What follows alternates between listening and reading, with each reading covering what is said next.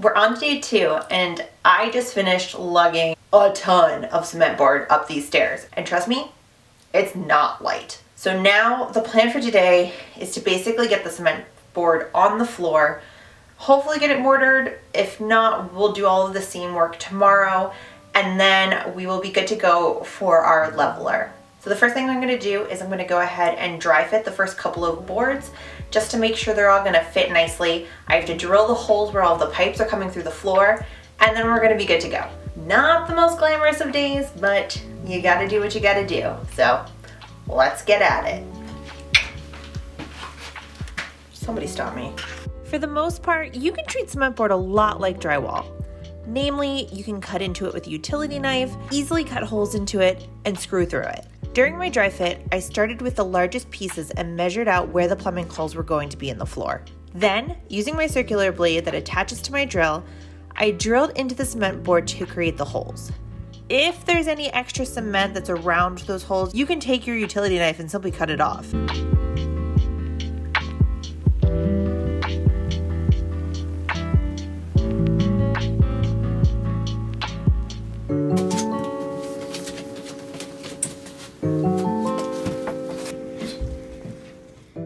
There is a right and wrong side of the cement board, but the good news is it's written right on the top.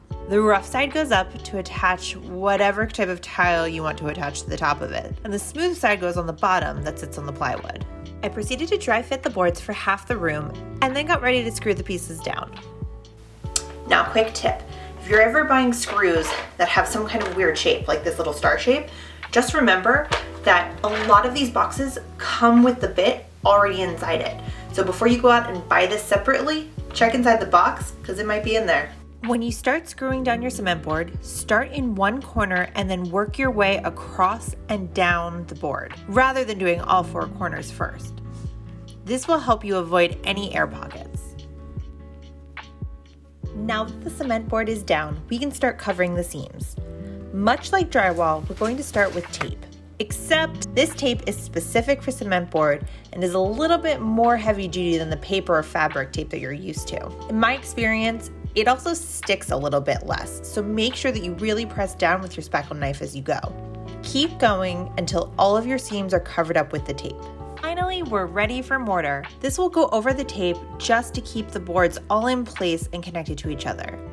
It also helps to fill any gaps between your boards. Following the instructions on your packaging, mix the mortar with water until you get a thick, smooth like peanut butter consistency. You're not going to need a ton for this job, so don't make as much as if you were actually doing the tiling. Spread a very thin layer over all of your seams until everything is covered. Wait for it to dry, and then you're done.